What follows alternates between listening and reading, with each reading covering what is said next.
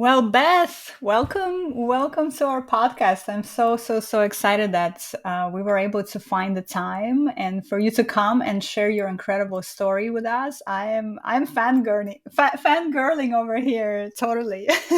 Oh, thanks, Yulia. No, I'm so thrilled to be here. Awesome. Thank you, and congratulations, by the way, on being named the Azamara Godmother. That is like so cool. What a cool concept. Tell us about that. Thank you.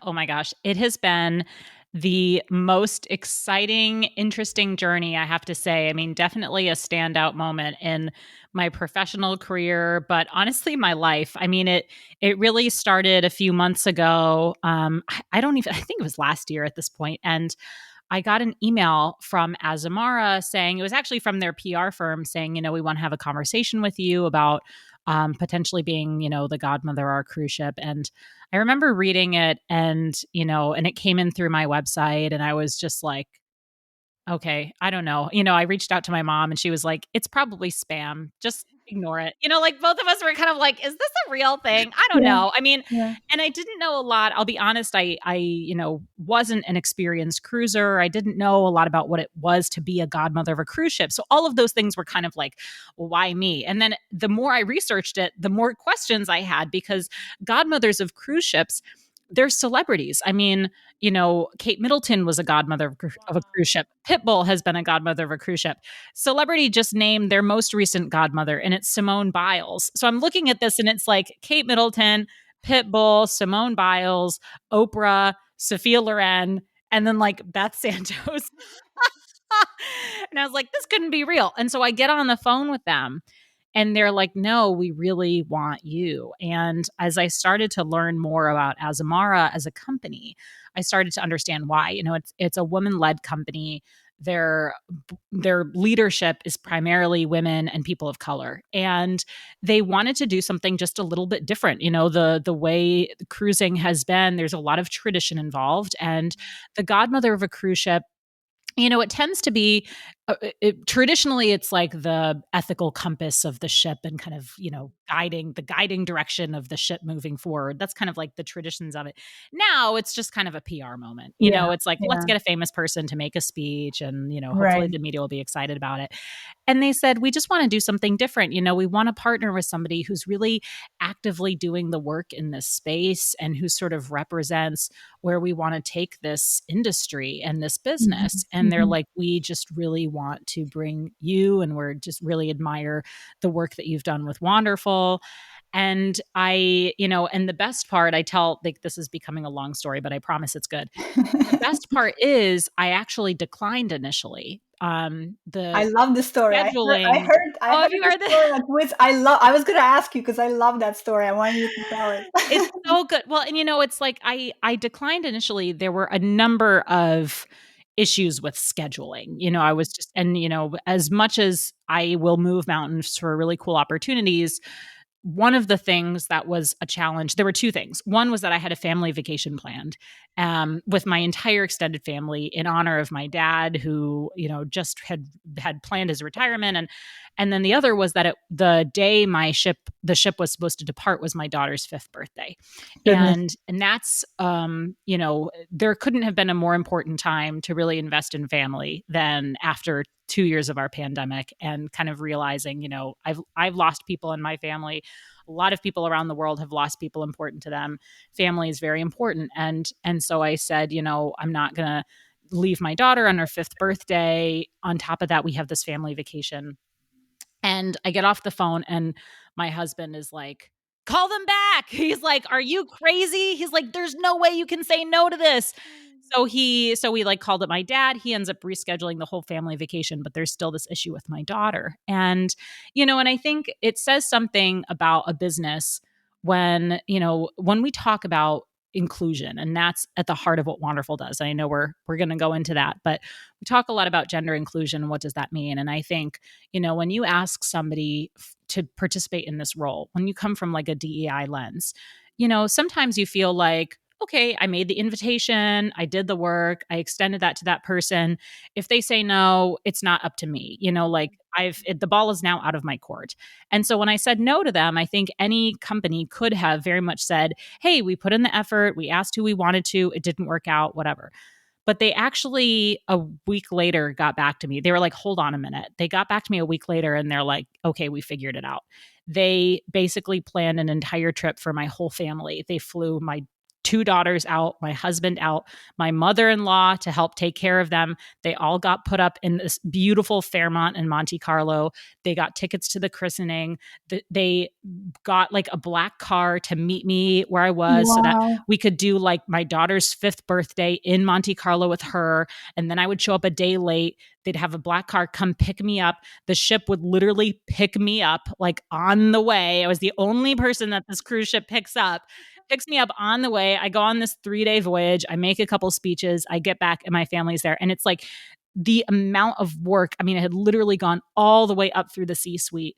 And the effort alone said to me, this is a company that I need to be working with, because for you to go through so many mountains just to, make manifest something that you really believed in, that said a lot to me. And so I went to Monte Carlo.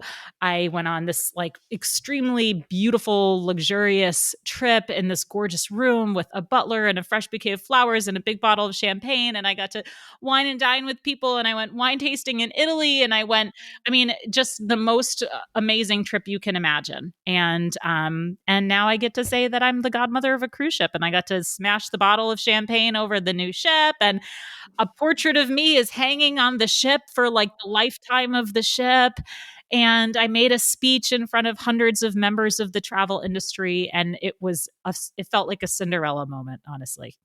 I bet, and so well deserved, and so I mean, like looking at your no, really, like looking at your illustrious career. I mean, I have no, I'm not surprised that when they look at who would be the candidates in the travel space who align with our values, it would be Beth. I mean, I think now hindsight, it's obvious that it should be Beth. Um, Thank you. I appreciate that. Well, it was funny because when I was on the ship, I said, I see things very strategically. I'm an entrepreneur. I'm a CEO, so I like see all this stuff. And I remember, they have all these journalists from around the world, and nobody was asking me any questions, which at first I was kind of like, well, that's a little strange. Like, why is nobody asking me?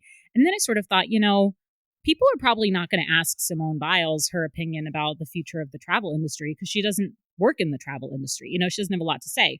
I, on the other hand, I work and breathe and live in the travel industry. I have a lot of things to say about what our industry can and should be. And so I called up the PR firm and I was like, can we schedule, like, I don't think the journalists know that they should ask me questions and I have answers for those questions. So we set up this whole like Godmother hosted cocktail hour. And I just went up to people and I was like, you probably don't know what Wanderful is. Let me tell you what it is and why what we're doing is important and what you need to know and why you should publish something. I love that. That's tenacity. That's It. tenacity. Yeah. I love it. I love it because actually that's one of the things I wanted to get into, which is one. I think one of the key qualities that entrepreneurs in any space, but especially a female entrepreneur in the space as volatile as travel can be sometimes, especially right now. That's one of the things you really need is that tenacity, and that's you have to speak up for yourself, and really you have to put yourself out there. There's no other way around it. You have to. You absolutely have to. And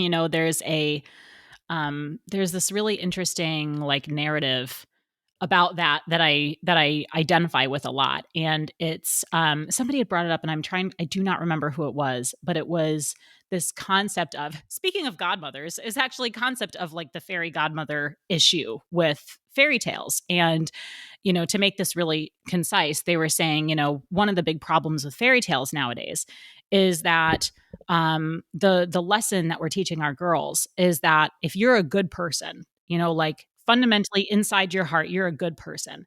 Somebody, I love usually some that. sort of fairy godmother, is going to notice that and they're going to speak out on your behalf and they're going to give you something that you deserved the whole time because you were a good person and you deserved it. And there's a lot of problems with this because we're teaching our girls that they don't need to speak up for themselves. They don't need to advocate for themselves, because if they just continue being good people, somebody's going to notice along the way. And that's not going to happen. People aren't going to just notice and speak up for you. People are busy. We're in our own thing. You have to, I'm not saying you have to like brag all the time, but you have to advocate for yourself, and you have to feel comfortable doing that. And I think that's something that's not naturally embedded in us. So I think about that a lot, about this need for really just advocacy and tenacity and standing up for ourselves. God, I love that so much, Beth, because that's we talk about this a lot in the Travel Media Lab community. That's, especially for people who are just starting out or trying to break into, these publications, or, starting their careers. There's this idea sometimes that somebody will notice me. If I just show up, I Right. put a great work on Instagram, let's say, or wherever, somebody eventually will notice me. And what Yes. I always say is that, well, it can happen. People Yeah. might notice you, but why leave it up to that chance? Because again, people are so busy, everybody's in their own kind of things. Yep. Put yourself in front of people, make that chance higher, because no one else is going to advocate for you the way you do. And it just resonates with me so much. And I think, especially for you right now in this stage of your life, as you're now raising two daughters, you're probably thinking about that, right? How do I raise them so that they are their own advocates? Yeah. Absolutely. No, I'm thinking about that all the time. I mean, probably too much, where I'm looking at them and, they try to do something. Like just this morning, my daughter wanted to wear her hair to school, where she had like one side of her hair in a braid and one side of her hair just like poofing out along the side. And my husband was horrified, and he was like, "No, you have to," and I was just like, "Let her express herself. This is who she is. Like, she's not hurting anybody. Let her be bold." And like, why should we be the people who are knocking her down? Society's going to knock her down enough. Like, let her. But I mean, it's just, yeah, I do. I think about that a lot. And you're right. And I mean, just think about like a basic example. Think about all of the every time you turn on the radio, I feel like everyone has a moment where they're like, why is this person famous? Their stuff is horrendous. And then other times you go to this amazing concert and you're like, why is this person not famous? And at the end of the day, there's incredible talent out there, but we can't leave it to just pure raw talent to be the thing that speaks for us. We have to speak out for ourselves and make those connections, and advocate for what we're doing, and explain to people why it's important and needed. And sometimes those things do need to be explained. Yeah, yeah, for sure. And I mean, everyone listening to this podcast right now, if you don't already know Beth, please, which I'm sure you actually do if you're in the travel media space, but please check her out. Check her out, her socials, check out her website, check out Wanderful, because I think you're such a great example of how to be that advocate for yourself and for others, by the way, for many, Aw. many, many others as well. And we'll get into that as well. I want to definitely get into your work with Wonderful, but two things first. One is like when you were telling the story about this email popping in your inbox from Azamara inviting you or wanting to talk to you. I think about, like, because I've gotten some kinds of emails like that, right? For example, National Geographic emailing me all of a sudden, they want to work with me or something like that, and you're like, oh my god. And it just feels so good to have that feeling that the vision you had for yourself, or this, let's say, less than traditional career path that we're all sort of carving out for ourselves, that there are these moments where the universe is nodding back to you and saying, yes, yes, you're on the right track. People want to work with you, opportunities are lining Yeah. up for you. It's just such a special moment to behold. It really is, and I think you're right. There it is really validating, honestly, because I think, we're talking about, yes, you have to advocate for yourself. Yes, you have to speak up, but I mean, it's really exhausting. It's Yeah. exhausting to be in that position all the time, to Yes. constantly, I mean, and I was just talking to a member of the team about this, because I was saying, so in the last, I know we weren't going here, but I'm going to bring it up anyway. Last year, my husband and I bought a cafe, because why not? We have plenty going on. Why not just add a cafe as well? So we bought a neighborhood cafe. We partnered with our business partner, Kelly, who's a chef, who's also managing the cafe and is like the number one person, we're like not even numbers 2 and 3. We're like number 11 and 12, down the line. But Love it. it's interesting because I do the marketing and I do the finances for the cafe, and running a cafe has given me a whole different perspective on running Wanderful, which is a digital business, which, has works in a market that is constantly rebuilding itself. And it's given me insight, because cafes, those are, I don't want to say it's an easy business. Of course, there's a lot of things to consider, but we all sort of as a society understand the business model of a cafe and fundamentally agree with how it works. A cup of coffee costs whatever, $4. If you charge $8 for a cup of coffee, nobody's going to buy it. We all agree that it shouldn't cost that much. So there are kind of rules that have been established already. But Wanderful, we're actually making those rules as we go along. And a lot of these new businesses nowadays that focus on something related to the digital world, we're actually building the market as we go. And there's this additional amount of work that's involved with that in not just doing the job, but advocating for why the job needs to be done in the first place. And I was telling the team this when we bought the cafe, because I was like, I feel so much more confident about my ability as an entrepreneur, because for the 10 years that we've been running Wanderful, I've always in the back of my head been like, am I just dumb? Or like, why is this so hard? Oh my God, I love it. And I think it's, we kind of realize like this is a really hard business to run. And a lot of people who are in the space of Mhm. innovation and technology, and whether you're a tech focused company or not, if you're kind of in the new world of business, it's half of the job is just arguing for why the work we're doing is important, and then we're constantly building things and packages, and we're explaining why this is an issue, why is women in travel an issue, and it takes like so much mental and emotional work, and it's worth every minute. I love it, but it is a hard business to operate in, and I don't think we give ourselves enough credit as entrepreneurs in just the amount of work it takes to have a vision and to communicate that vision before you're even getting into the process of like selling your products and services. Beth, you just made some soul healing work for me too, because I'm feeling that as well with what I'm trying to do with the Travel Media Lab, and exactly that. Like it's hard, and you It have is to explain it, hard. like why does this has to exist? Because Right. people don't know. It's like first time they come across it. And why should somebody pay for it? And who should Yes, pay for it? And how much should they pay? And what's the business model? And how does all of those things? I mean, again, you work in a business where it's like, okay, whatever, a bag of coffee beans costs $40 for 5 pounds. You use that to make however many cups of coffee. You sell the coffee. I mean, the economics are built out for you. You yeah, don't have to be like, okay, what if we create a membership program where we serve certain numbers of cups of, like, you don't have to think about yes, that stuff. But I think, yeah, with Wanderful, we're constantly like, okay, well, maybe we repackage this as membership, or maybe we have a business focus, da, da, da, da. And it's really exciting to be able to innovate. But yeah, I think that it's hard. I don't know, it's hard. We do hard stuff because that's what amazing people do.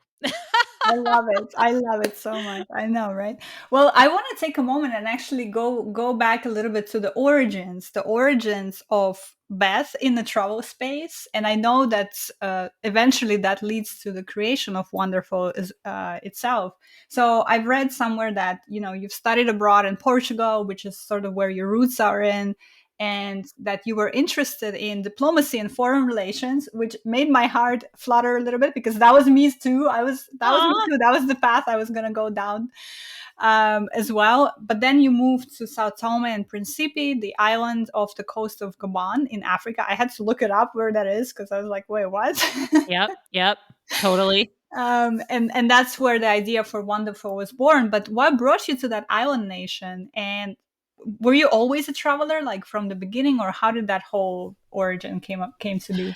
Yeah, I mean, I think, I I traveled enough growing up. I wasn't an extensive traveler. My parents weren't, in the Peace Corps. It wasn't anything like that. I was just an American kid that moved a couple times growing up because my dad had various jobs. And we did one family vacation to Portugal when I was in 5th grade. That was my first time really out of the country. And I had been to Canada before, and Mexico, but as a 2-year-old. But anyway, so it was my real kind of first time out of the country. And so I had done some travel, but I didn't. I'll be honest, I didn't love to travel. I didn't love moving around a lot. I really loved my extended family. I hated leaving them. So every time we would go visit and then leave them, I would like cry as a kid and be like, Oh, "Why are we leaving?" So I didn't. And then Portugal, when I studied abroad, you mentioned that my dad is Portuguese, so I have Portuguese roots, and I had been really curious about this culture that I had been raised in, as second generation Portuguese, who, would go visit my grandparents, and it would be, like stepping into Portugal, right? Like they're still very connected to where they were from. And my dad's first language was Portuguese growing up, but he couldn't speak it back. He understood it first language, but couldn't speak it back and never taught it to me. And so I had all these kind of complicated feelings growing up about like my identity. And I had people always telling me, like, even like Portuguese. I mean, I'll be like, you're getting me to be totally honest right now. There's like, even America doesn't know what to do with Portuguese people. Like in some places we're considered Hispanic because we're like part of the Iberian Peninsula. In other places we're not. The Department of Transportation puts us in like the Latinx Hispanic category. So like whenever they ask, how do you identify, and there's the box, I always have this moment of like, well, I don't know. And then I've had people who are like, you're brown and you need to like own your brownness. And then I've had other people like, no, the Portuguese were, which they were, the colonizers, like the ones yeah. who were inflicting the most harm, and kind of like Yes. where I've sort of landed on this decision. But I think identity has so much to do with how other people perceive you too, that it's kind of an unignorable fact. But so I had kind of all these confusing feelings. I studied abroad in Portugal. I loved it and hated it at the same time. I mean, it changed me in so many ways, and I was so filled with culture shock. And which is, I actually think it's kind of funny now, because for me now, I've been to Portugal so many times now, and I speak the language really well. For me, Portugal is like visiting New Jersey now. Before, Portugal was like visiting Mars. Like it felt like a completely different, but I felt so changed and so connected to my family, and I came to know them, and it felt like this. It sounds so stupid, but it's like this part of myself that I like didn't know was there. Like I felt that part of the opening up. Um and I got super involved in the Portuguese community. Again, I was only there for a year, but my Portuguese got so good. It's not that good anymore, but it got so good to the point that locals did not know that I was not from there. Like Wow, I that's had a a huge perfect fit. accent, in a year. And I mean, I think that just goes to the fact that I heard it my whole life. So like, just, I was just able to. So I ended up moving to DC. I got a job at the Embassy of Portugal. I was actually like coordinating parties for the president of Portugal at the Portuguese embassy in DC, this like very kind of like high, fun kind of job. And I, in typical DC fashion, met a friend of a friend at a picnic who used to run the Peace Corps in this country called Sao Tome and Principe, which is a Portuguese speaking country off the west coast of Africa. Like you mentioned, it's a 2 island nation. It had less than 200,000 people in the whole country. So, Wow. second smallest economy in the world. Wow. Main exports were chocolate and fish, and coffee. And he said, if you're ever looking for something to do, I still have this nonprofit. I've stayed in Sao Tome. He ended up moving there in the, I don't know, I think maybe the 90s, and then just stayed. And he actually, no, he moved before the 90s. The Peace Corps pulled out in the 90s. He stayed. He started this local nonprofit. He had a house with extra bedrooms. He would take volunteers and give them 3 meals a day and free lodging. And I had a friend who had just stayed with him, so I knew he was like legitimate nonprofit founder and not just like creeper who was like, I have an extra room. And he just said, anytime you were looking for something to do. And I, at 22 years old, was like, sure, why not? I speak the language. I don't have anything else really going on. I don't know what I want to do with my life. I was an art history major in college. That didn't really get me anywhere, although I did love it. And so I just moved on a whim to Sao Tome. I raised money. The flights were like $2,000. They were expensive, especially at the time. Raised money, flew over there, sight unseen, showed up my first day. The founder, and then I promise I'll stop monologuing, but this is another really good story. The You founder, have so many of them. I have That I so love many it. I love stories. it. The founder meets me the day of. It's this tiny airport. He lives like a 5-minute drive away. He picks me up in his car. We go to the house. He says, "Hey, I know that you speak Portuguese. There's this thing going on at this middle school. Why don't you go down and check it out?" Again, never been anywhere in Africa in my entire life. Show up at this school, and there the principal is waiting outside the school building. And he says to me, "Good, I've been waiting for you for hours." And at this point, me at 22, I'm like, I literally just flew here on like a 24-hour flight from the US. I had no idea anybody was waiting for me, let alone for hours. What's going on? He takes me into the school building, into his office, which is the only locked building in the school. And there behind him are 100 mint condition laptop computers still in their boxes. And Wow. he's like, "We received this donation from your friends." They were not my friends. I didn't know who they were. They were other Americans that had donated laptops. And he just assumed that we all knew each other. And he was like, "We don't know what to do with these." And there began my whole journey in Sao Tome, which was learning about one laptop per child, which is an initiative out of MIT that was trying to develop a $100 laptop that could be deployed by the tens of thousands into the developing world. They had been the recipient of 100 of these computers, and they were horrified because they didn't have tech support. They didn't speak English, and the computers were in English. They didn't know how to use them. They were afraid of what might happen to a child with a piece of valuable technology in their town. And they just kept them in the principal's office for weeks. And for 2 years on and off, I ended up kind of just being like, well, we got to do something with them. I mean, we can't just like leave them here. There's got to be a learning opportunity here. And so I developed this whole laptop program that I ran for like 100 kids. And there's many more things to say about that experience, including the good and the bad of being a 22-year-old woman volunteering overseas. But that's where Wonderful all began, because here I was, living hyper locally. I mean, in a place where you're in, teaching at a local school, I got my motorcycle license to get to school every day, etc. Living hyper locally and realizing that there was a real lack of support for women who are traveling on their own, and not just lack of information, but just lack of people saying like, yeah, go do it, and encouraging each other. And so I started to write about those experiences, and I started a blog, and that blog is what has become Wonderful today. What a origin story. I mean, like, I mean, we all have origin stories, but this one is like, I think it beats a lot of them. Yulia, you're getting all the good stories out of me today. I love it. I love it. Well, two things here. One is, I think it was an interesting way to showcase a huge problem with support to developing world, where you're bringing in this huge shipment of laptops, and then there's a mismatch between the Mhm. goodwill that Mhm. wants to help these people, and then the reality on the ground and what they actually need and how they're actually going to use that technology. I think that's just, there's so much of that Yep. happening. And of course, I'm not very versed in the social entrepreneurship world, but I am interested in it. I'm looking at it from time to time, and that's like, that just hit me when you were talking about that story, that like, okay, there's this 100 computers that these people really have no use for, in at least in the original form. And then the other thing I was thinking is that I can see now how your ability and capability to not only run Wonderful, but to grow it to what it is today, plus all the other things you're doing, by the way, which is, not only the cafe, but also consulting destination marketing organizations and clients, Mm, yeah. um, and Bessie Awards and WITS, right? All those things. I feel like I saw the origins of that in that 22-year-old girl who sort of Yeah. jumped right into this Yeah. situation where a lot of us would have probably freaked out, to be honest.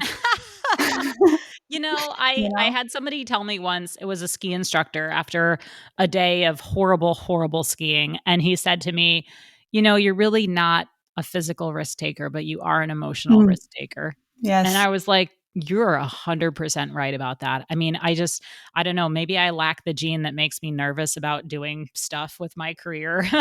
but but yeah, it is funny. I was just connecting with an old friend the other day, and we were kind of reflecting on how, hindsight really is 2020, and how if you had asked, even 17-year-old Beth what she was going to do with her life, I don't know, I would probably have told you that I wanted to be a singer or something, but now I look back and I was like, I was actually doing all that stuff. Like when I was a teenager, I had started a group of friends, and we had like a Yahoo group that we all used to meet, and we had like a name, and I would plan parties for them. And then I was like, oh my God, this Yahoo group that I started for my high school friends, that's wonderful today. I mean, I literally have just been doing the same thing my whole life. It's just taken new iterations, and I think, I don't know, I've just kind of gone with it and just sort of, I don't even know, I didn't even think of myself as an entrepreneur until I went to business school, because I didn't see it as like, let's solve a problem with a business. It was just like, let's create a thing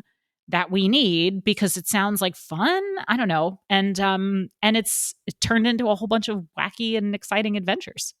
Yeah. And I think what you said about risk really resonates with me because I feel this way like 100%. Like I feel like my risk tolerance level is really high. Mhm. And I think you kind of need that if you're going to go do some of these untraditional things that your parents are going to disapprove, that might not give you stability for a while, Yep. there Exactly. needs to be something that, says, you say, you know what, let's just go do it. Let's just jump right in. Let's just And try it. Mhm. Yeah. I love that. I love that. And I think, you know, what you were talking about with Wonderful, the question I had for you, which I think you kind of answered already, actually, was that it started as a blog, as this means for you to share your experiences, and then of course, where it grew today, 45,000 plus members around the world, all these events, chapters, wits, etc. And the question I had was there like a defining moment where you're like, oh, this is what Wonderful is going to be? Did you have a Mm. vision for what it is today, basically? Or was it more like, let's start building and let's see what happens with this thing? I don't think I ever could have had a vision for what it would be, because to the point we were talking about earlier, we have created this as the market has evolved. We have created the market that we operate in. Yeah. And when we first started, when I sat down and put the pen to paper, if you will, I was on my computer, typed my blog, put the finger to the keypad of my blog, it's like you can only see so many steps ahead, right? I wasn't like, oh, one day this is going to morph into an international community with meetups and da-da. Of course, there's big pictures along the way, but it would be a misstatement to say like, oh, I knew what this was all going to be. And I think that also kind of differentiated me. So I did end up going to business school. I worked in the nonprofit world for a while, as I was just Wonderful was just a blog, and I was super interested in social enterprise. So I went to business school to study social enterprise, and then at one point I decided to also major in entrepreneurship and innovation. And I think if there were like any purposeful point in my life, maybe that was it, when I was kind of like, well, wait a minute, maybe this blog is like actually a business, and maybe we could be monetizing this in some way. And I just started thinking about things like that a little bit differently. And but being in business school, I mean, they teach you how to start a business, which usually means, you're supposed to start with problem generation, which is like, what is the problem I'm trying to solve? And then you do a whole bunch of, this is all like the lean startup method process, right? You do a bunch Mhm. of interviews with potential stakeholders, and you identify, okay, well, what are their issues with it? And then you put it on postcards and you stick it on a wall, and you figure out, okay, what are the connections? And then you create a solution based on that. And we didn't start that way, because we actually started knowing who our customer was very deeply, but not really being able to pinpoint one problem that they were solving. And Mhm. in that way, Wonderful never has been like a startup, in the traditional conventional definition, because, we never solved just one thing. We were more of a community from the beginning, and we innovated stuff for our community along the way, and we almost became like intrapreneurs in that way. And so it was interesting in that sense, like Wits we had just started on a whim because we started as a blog. We saw other people were starting blogs. We wanted to put together a party. I don't know. I had just planned my wedding. I was like, how hard could a conference be? And we just decided to do it. Again, like, yeah, total just risk, not even concerned about risk.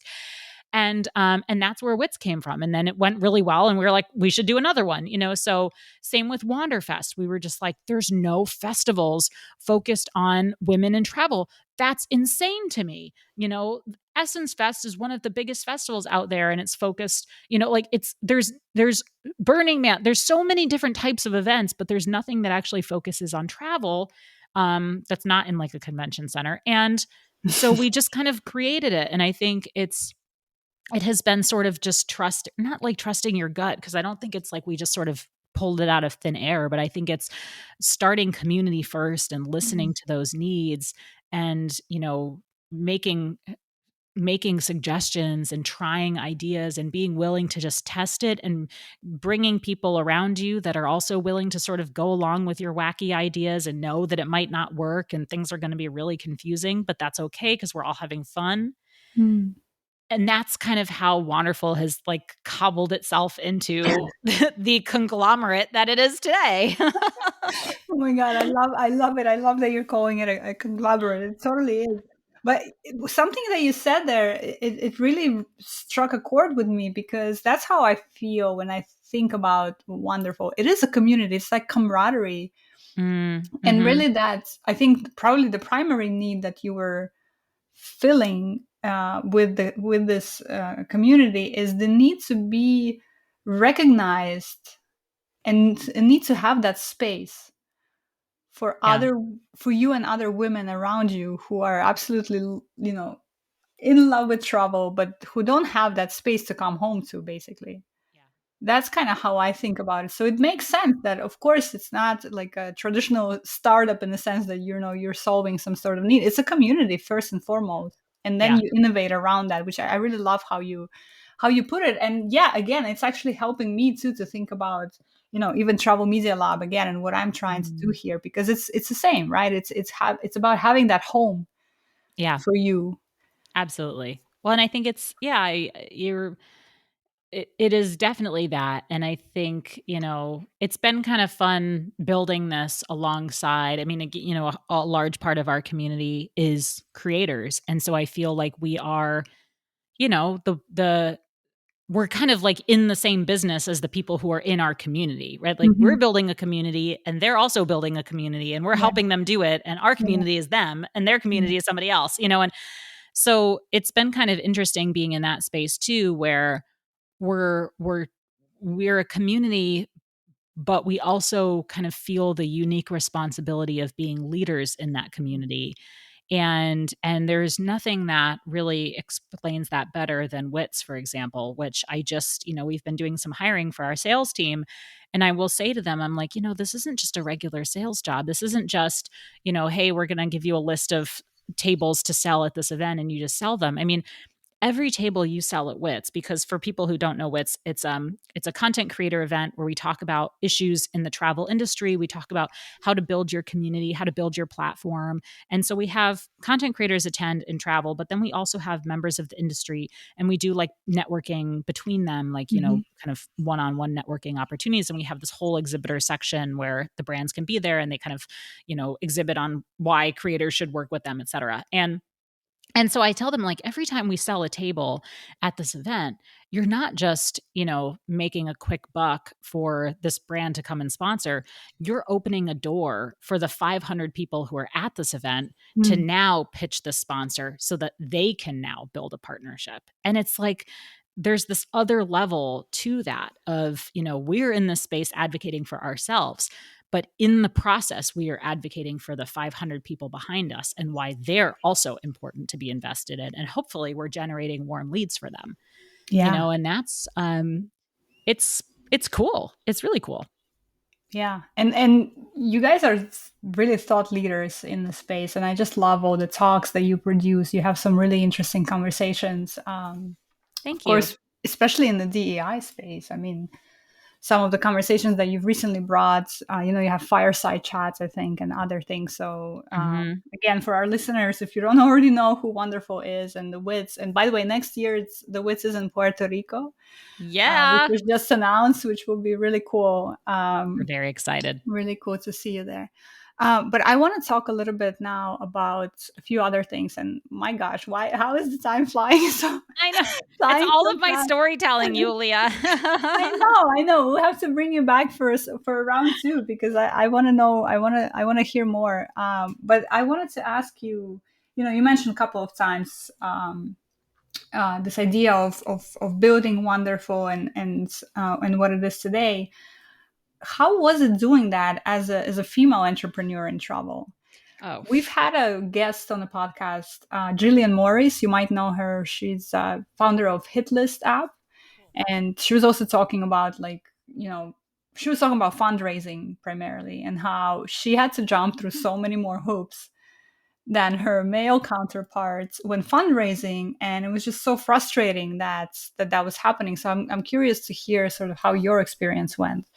yeah, absolutely. I mean, I think, I so we went through some initial fundraising of our own. But then we actually decided that's not the path we want to pursue, so we're paying our investors back. And when I was doing that, I remember I was pregnant and I was talking to a prospective investor who was a woman, and she had said to me, and was also a mother, and had said to me, that I needed to make a choice if I was going to be 100% invested in being an entrepreneur, or if I was going to be 100% invested in being a mom. And I was like, Wow. kind of feel like I have to do both. Like, there's not really a choice here. But I think that, and I won't hold it against her because I think she was trying to prepare me for the world that she herself felt like she was in. I don't think that she was necessarily saying this from a place of like, you can't do this. Just like, I want to prepare you for the hardship that I have had to, Hmm. pursue, because I think our society is just not set up to support women who are entrepreneurs, women who are building businesses. And I do think that there's a lot of sexism. I mean, there's Harvard studies that say that, Yeah. a woman would say something and a man would say something, and they might say the exact same thing with the exact same words, and they're perceived differently by people, and I mean, we don't so have to go far. We just look at the pay gap. That tells us all you're we right. need We to look at know the, I about. mean, so Yeah. that's, yeah, like that stuff is already there. And, there was a speaker at an event called TravelCon a few weeks ago who was just talking about how, and I got this through a second source, but was talking about how she would pitch brands, and then she actually created like a fake email address of like a fake coworker with a male name and had him pitch stuff, and he actually got more sponsorships than she did. So, it's like these just like there's just this obvious bias that's in there, and I think we get really frustrated by it because we see it every day. I mean, we'll get a lot of people who would be like, "Oh, I'm not really interested in like supporting." They won't say it this way, but they're essentially saying, "I'm not interested in supporting a women's initiative because I don't want to go for like a smaller market." They're like, "I'd rather go co-ed, which is like the bigger market than like the women," which then we're like, number one, having a niche is good. Number two, women is not actually a niche. Women in travel is 85% of the travel industry. So like you're hitting 85%. Number three, just because I'm a woman content creator doesn't mean that my audience is women. So all of the 500 people who are attending WITS, their audiences might be various audiences. So it's just like it's just, I'll tell you this and then I'll shut up. But I had a Don't sales shut up. Please don't professor. shut up. I had a sales professor once who told me what I think is like possibly the most important advice I'd ever gotten in my business and professional career, which is people think that they make decisions based on logic. Mm, That is not true. Everybody makes decisions based on emotion, and they back it up with logic. mm. And I think about that all the time because I think about how before I talk to somebody, they've already made up their mind Yeah. on, if they want to sponsor this initiative or not. And I think psychology has a lot to do with that.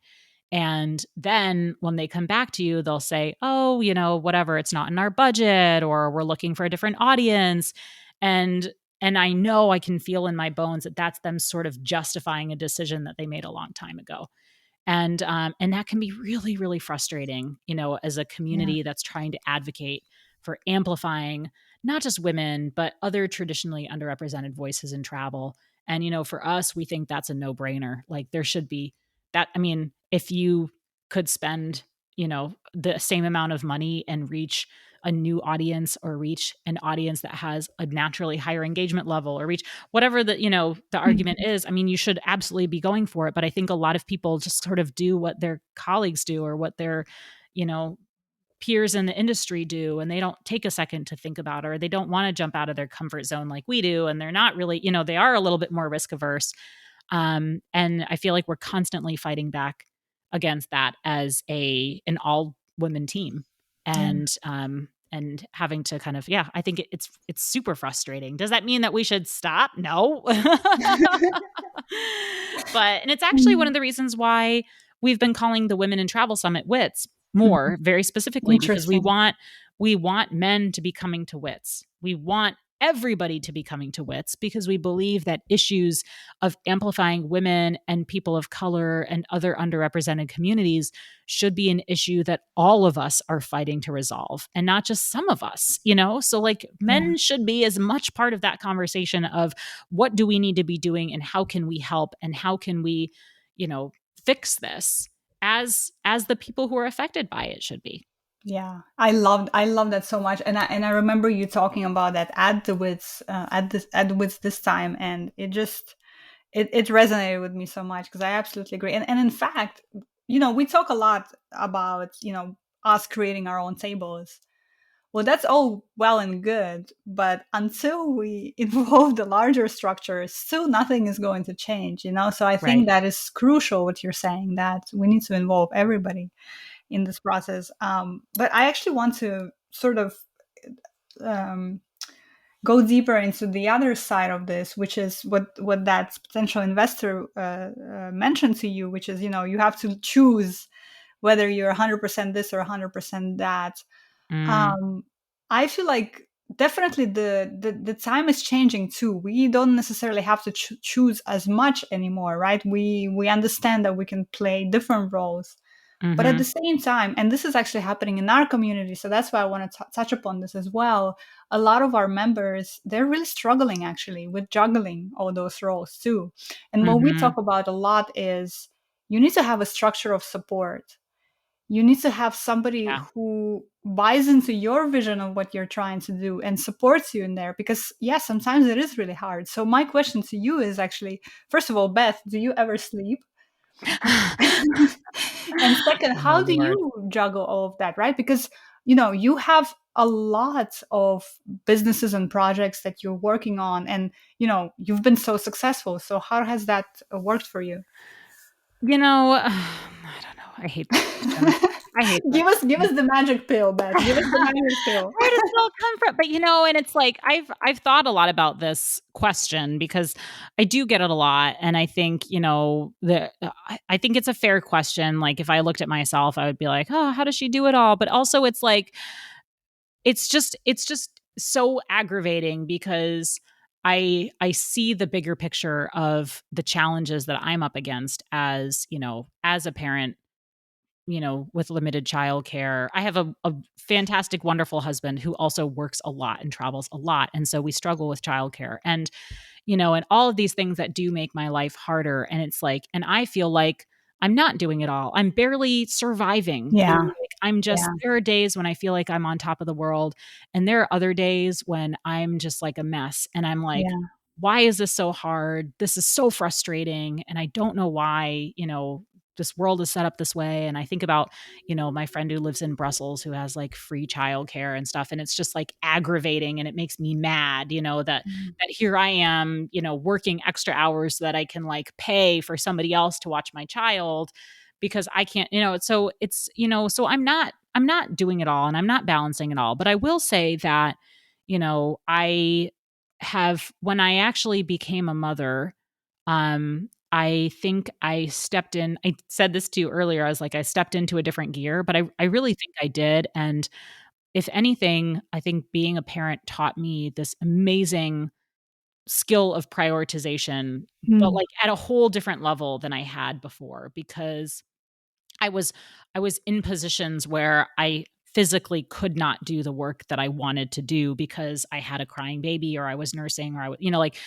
moments when I physically was unable to do the thing and had to figure out a way around it and kind of learned how to really prioritize what do I need to be working on, what needs to be delegated, what can be delegated, what can somebody else do, how can I communicate that as effectively as possible, and to constantly have this bird's eye view of, am I just doing busy work or am I Mm, doing stuff that needs to get done? And I think that's honestly the key, is like having a really clear understanding of what needs to be done by me versus what can be done by somebody else, what can be delegated, what can be taught, what automations can be created, what technologies and tools are there out there.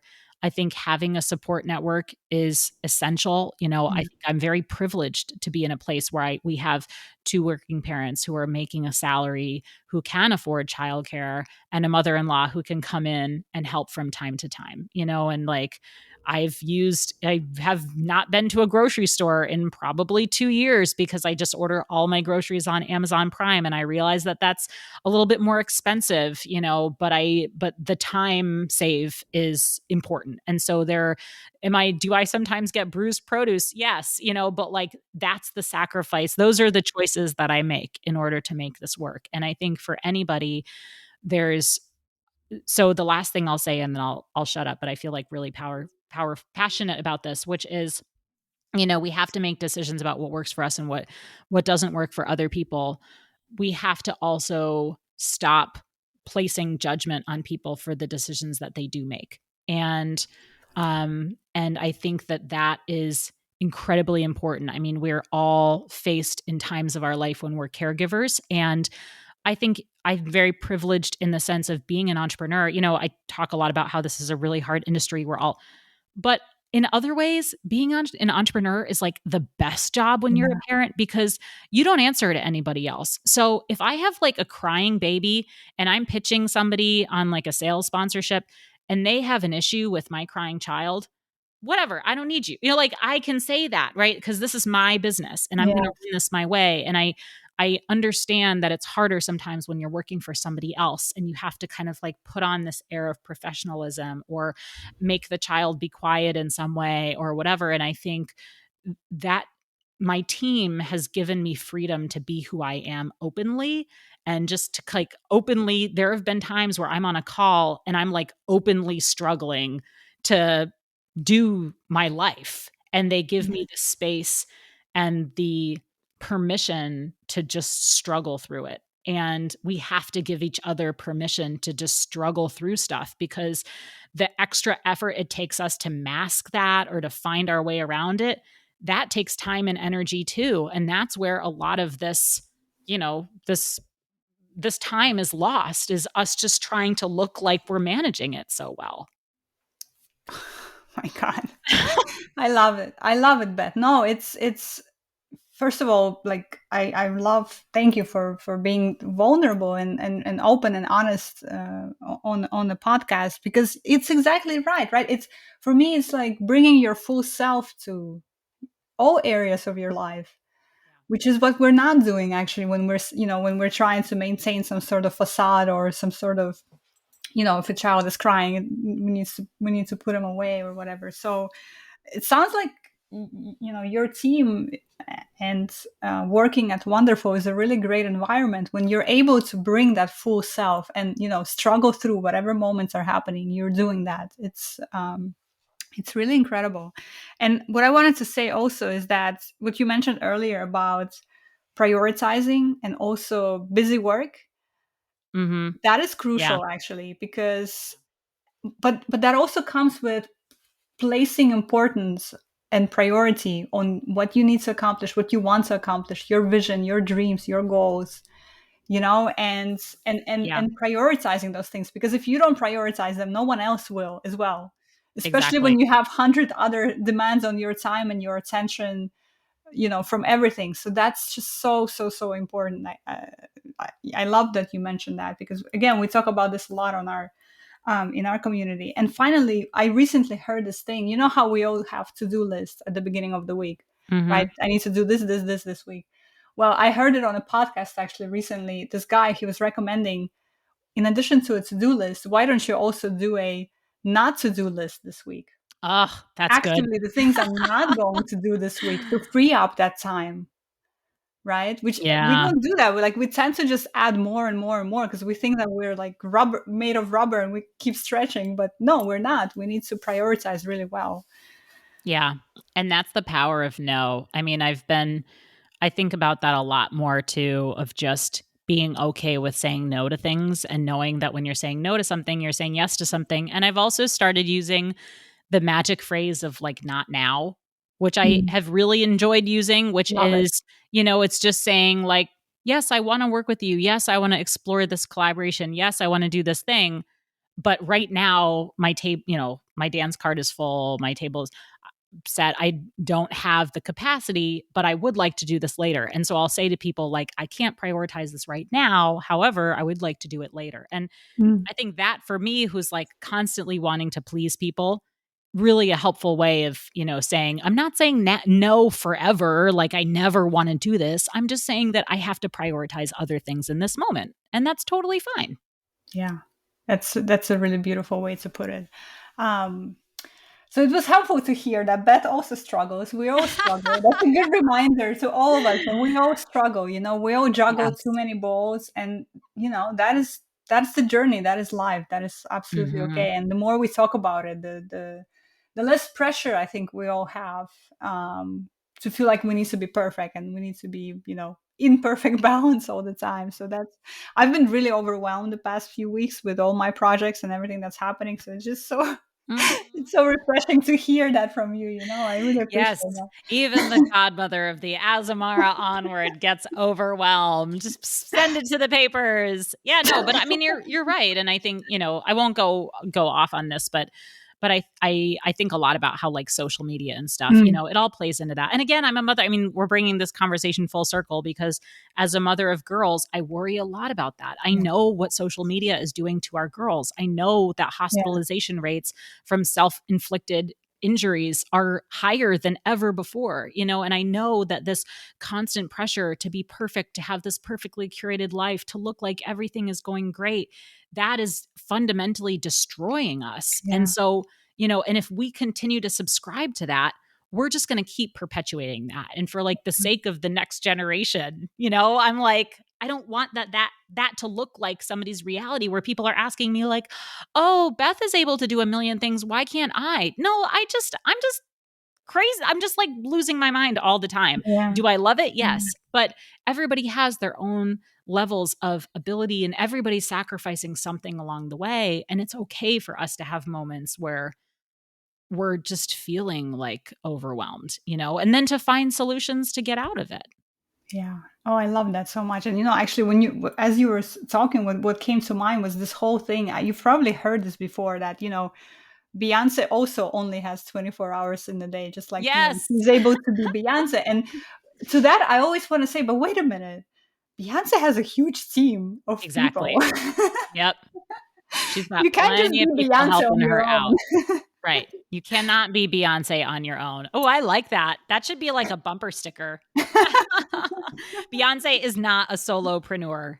Like, yes, Nothing against Beyonce. I mean, she's amazing, right? Like the businesses she's built and everything. But yeah, like when we make those false comparisons, that's where it's hurtful, right? Because we're like, why exactly. can't I be like Beyonce? Why can't I build this business? And like, well, do you have a team of 25 people working on this project with you? You don't. So Exactly. Exactly. Well, and I think it's encouragement because I think that, when you look under the hood sometimes like that, it actually gives you a little bit of a path forward where mm, like, oh wow, this person actually has hired a social media person to help her with her yeah, strategy and planning.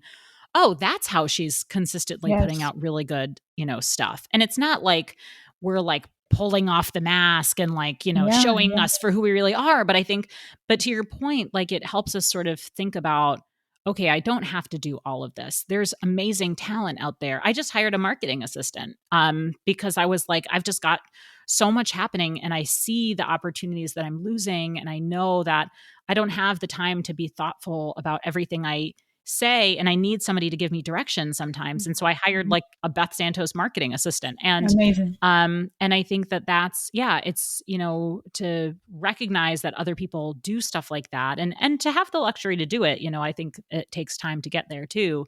But it does help with that prioritization a lot, because then you can say like, I'm going to give this to somebody who's better at this than I am. And then I'm going to focus on the stuff that's me.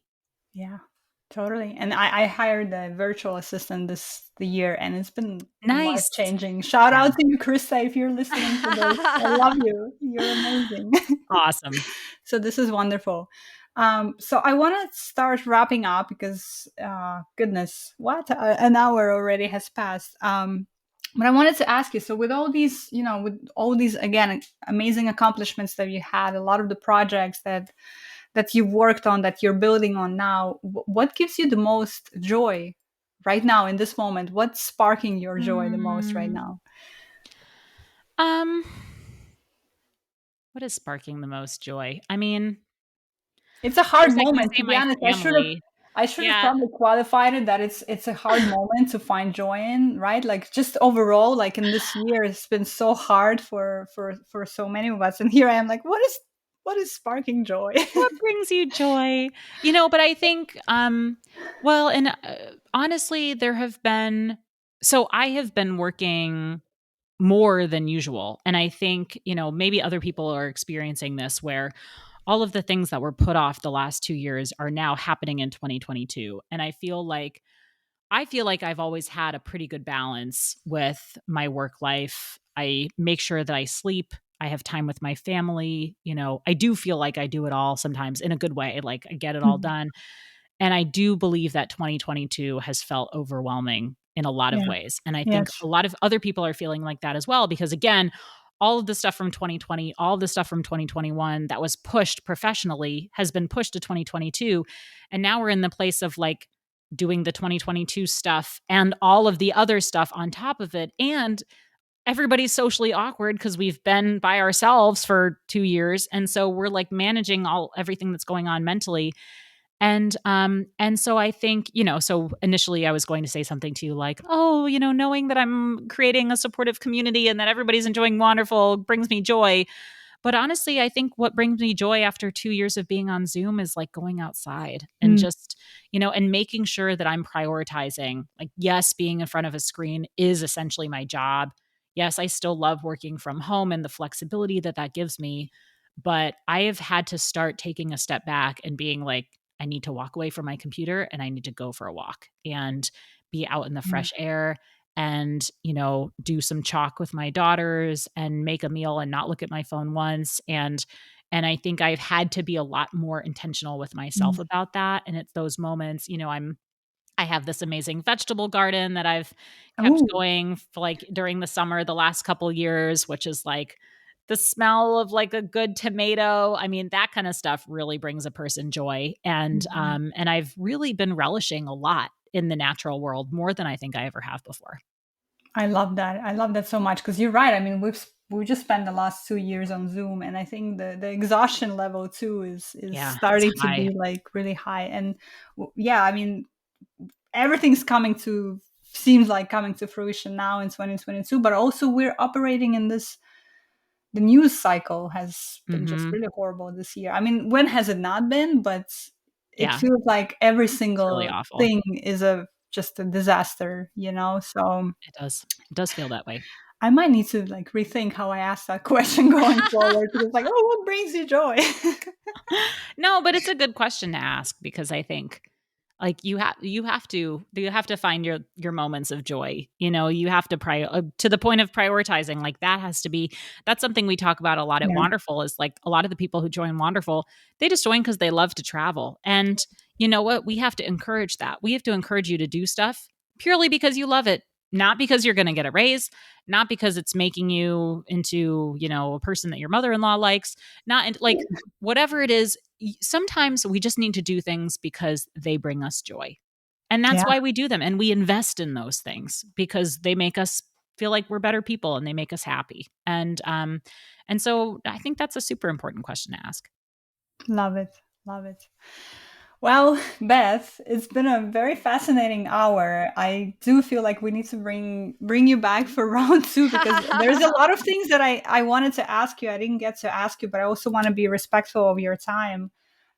So I want to close this conversation with a question that I often close our podcast with, which is, what does it mean to be a woman in travel who is stepping into her brilliance today?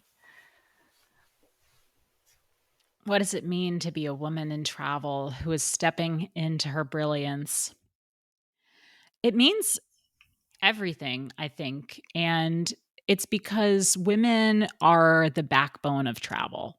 Mm, We are the ones that make all the decisions, 85% of the decisions we've said in the consumer space. We're the women who predominantly work in hospitality. We are the women who travel more out of any other gender demographic. And so when we step into our own place of brilliance, I think we are activating the power that we already have mm, that we might not have realized that we have. And I think that we're giving permission to other women to step into that place as well. yes. And we're looking not just, we are serving as examples and we are paving pathways and we're giving people that permission just by nature of giving ourselves that permission. And I think that that example is the best thing that we can give to the women that follow us. Oh, I love that. That's so beautiful. Thank you, Beth. That was a wonderful, wonderful way to do that. I wholeheartedly believe that as well. You never know how you impact, how you touch other people, and especially when you see an amazing accomplished person as you who's doing all those things, and other amazing women that I know in the travel space. That's why it brings me so much joy to bring you guys on the podcast, because yeah, everybody who is listening today and who is gonna come and look at what you've done, Beth, and your work, you're accessible. You're, in some ways, you're just like us. We're all the same and we're able to do these things, and that's the inspiration, right? You don't have to again be Oprah or Beyonce. We can be these incredible women who are making an impact in the space, and that's just so beautiful to see. So thank you so much, Beth, for coming today. I really enjoyed our conversation, and I hope you go outside now and enjoy the outside. Get some of that fresh air. Thanks so much, Yulia. It's been a real pleasure. Amazing.